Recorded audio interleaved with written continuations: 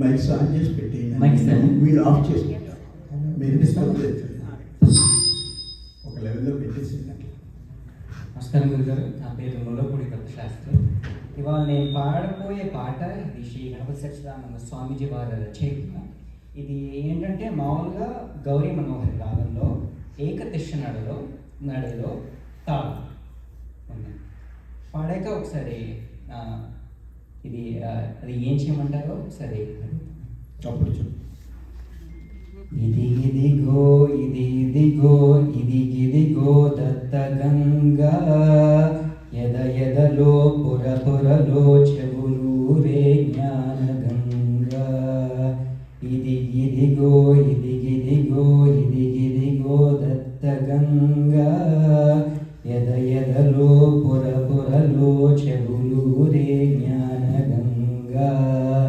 త్రిపదమ్ములు చుట్టి తిరుగును ఆ దివ్య గంగా, త్రిగుణముల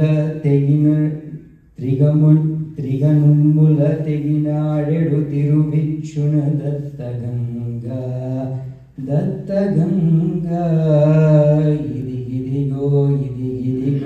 ఇదిగిదిగో దత్త గంగా, ఎదలో పొరలో చెవులూరే జ్ఞాన గంగా. అదండి రచయిత. అవధాని గారు, ఒక కాల ప్రసక్తి వచ్చింది కాబట్టి ఒక ప్రశ్న అండి. సంగీతంలో సప్తతాళాలు ధ్రువ మధ్య రూపక జంపె త్రిపుట అట ఏక ఇవి మాత్రమే ఉన్నాయి, కానీ ఆది తాళం ఎక్కడి నుంచి పుట్టిందండి? మంచి ప్రశ్న వేశారు. ఆది తాళం ఎక్కడ పుట్ల? 35 తాళాలకి వరుసగా పేర్లు ఉన్నాయి. 7 తాళాలకి, సప్త తాళాలకి 5 జాతుల చొప్పున 35 తాళాలు ఉన్నాయి. వాటిలో మణితాళమని, వీరతాళమని, దత్తతాళమని అట్లాంటి తాళాల్లో చతురస్ర జాతి త్రిపుట తాళానికి ఉన్న పేరు ఆది తాళం. ఇక్కడ 8 అక్షరాలకి 8 స్వరాలు మనం పాటించడం సరిగమ పద్మీస 8 క్రియలకి సరిపోతాయి కాబట్టి ప్రారంభ దశలో దాన్ని తీసుకుని అందరికీ అభ్యాసం చేయడానికి పెట్టారు. అలా ఆదితాళంగా పేరుగా కూడా ఉంది కాబట్టి ప్రారంభించడానికి కూడా బాగుంది కాబట్టి ఆదితాళమే.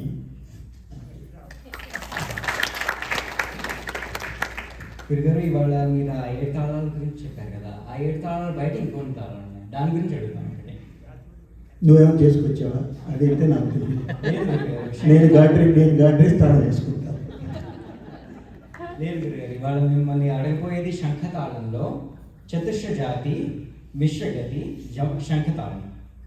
చతురస్ర జాతి మిశ్రగతి దాని పేరు శంఖతాళం అని దాని పేరు. కానీ తాళం అయితే చతురస్ర జాతి మిశ్రగతి 8 క్రియలకి ఒక్కొక్క క్రియకి 7 అక్షరాలు చొప్పున పెడుతుంది. అలానే ఇప్పుడు పాడాలి. 8 క్రియలు కాదు, 15 క్రియలు. దీనికి ఈ శంఖతాళం ఎలా అవుతుందంటే ఒక లఘు, ఒక ధృతం, ఒక లఘు, ఒక అనుధృతం, ఒక లఘు, ఇంకో ధృతం. ఇది తరిగురిగా తెలియవాలి. ఒక లఘువు, ఒక ధృతం. చతురస్ర జాతి మిశ్రతాళం అంటే 8 క్రియలు కదా. చతురస్ర జాతి మిశ్రతాళంలో నువ్వు అడిగే చతురస్ర జాతి మిశ్రగతి అంతేనా? మిశ్రగతి అండి, కానీ తాళం తాళం కాదు, శంఖతాళం. అదే దాని పేరు ఏదైనా కానీ, నేను ఆది తాళం అంటాను, లేదా గాడ్రీ తాళం అంటాను, పేరు ఏదైనా కానీ అది కాదు. చతురస్ర జాతి చతురస్ర క్రియలతో మిశ్రగతిలో నడచాల్సిన తాళం అంతేనా? అంతే కదా, అదేగా. దాన్ని ఎలా నేర్పచ్చు? ఒక క్రియకి 7 చొప్పున నేర్చుకోవచ్చు కదా. తక్కిట తక్క దీమి తక్కిట తక్క దీమి తక్కిట తక్క దీమి తక్కిట తక్క దీమి తక్కిట తక్క దీమి తక్కిట తక్క దీమి తక్కిట తక్క దీమి తక్కిట తక్క దీమి తక్కిట తక్క దీమి తక్కిట తక్క దీమి తక్కిట తక్క దీమి తక్కిట తక్క దీమి చేయండి. అలా రావచ్చు కదా. అంటే నువ్వు టీవీ చెప్పావు కదా, థీరీ రాదు, ప్రాక్టికల్ వచ్చు.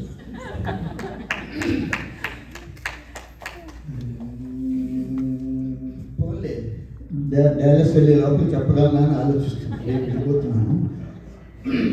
వెంకటేశ్వర స్వామి ప్రపత్తిలో 72 మేళకర్తలు రాగాలు వినిపిస్తారు స్వామివారికి. దానికి గల కారణం ఏంటండి?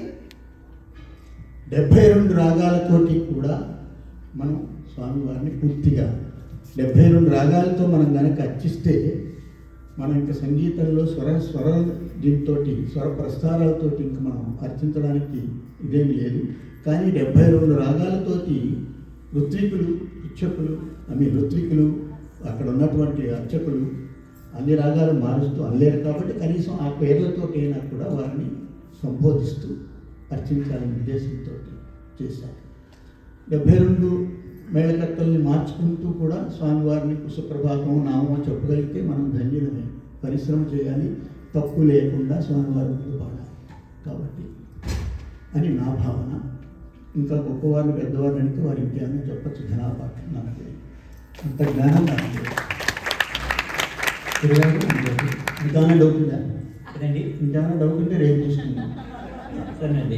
ఇంకా ఒకటే డౌట్. 17 క్రియలు 17 క్రియలు వేసి చూపించు ఒకసారి. 17 క్రియలు మీ మృదంగం వాళ్ళు ఏం చేస్తారంటే ఇంట్లో బాగా తోముకొచ్చినవన్నీ తెచ్చి మాన్యం పెడతారు. నేనేమో మృదంగం విద్వాంసున్నాను. సరే వాడు ప్రయత్నం చేస్తాను. 17 రాత్రి 12 వచ్చాను, మిగతా 7 5 పూరించుకున్నాను. మామూలుగా తాళం ఎలా అవుతుంది? లఘు ధృతం లఘు అనుధృతం లఘు ధృతం సమ. అది ఒక మనం చతురస్ర గతిలో వెళ్ళాక మిశ్ర జాతి. అవునండి. మిశ్ర గతి కాదు.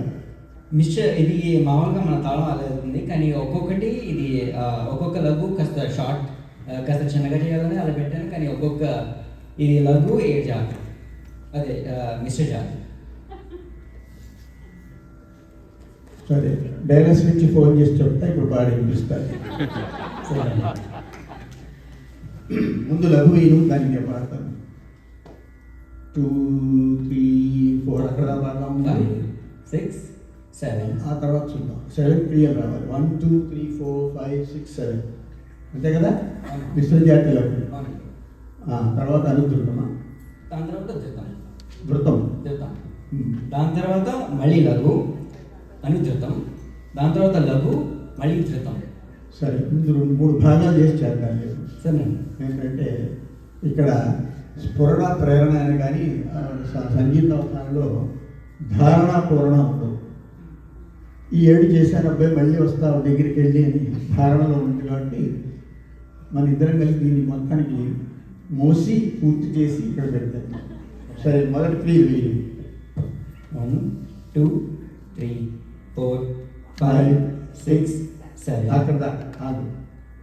ఇదిగో నాగం వదిలేసాయి. ఇదిగో ఇదిగో అయిపోయిందా 7 వేలు. ఆ తర్వాత ఏం చేయాలి? ధృతం. దాని తర్వాత ధృతం. దుర్గం తర్వాత దాని తర్వాత మళ్ళీ 7 అదే మళ్ళీ లఘు. లఘు 9 లేదండి. దుర్గము 7 దుర్గంతో కలిపి అవును. నేను నాగం ఉంటుంది. అవును, అన్ని కలిపి 9. ఇదిగో రక్తగంగా అయిపోయిందా? దాని తర్వాత అనుధృతం. తర్వాత అనుధృతం. అనుధృతం అనుధృతం తర్వాత ఏంటి? 11 క్రియగా అనుధృతం. దాని తర్వాత లఘు. దాని తర్వాత ధృతంలో అన్ని అయిపోతాయి.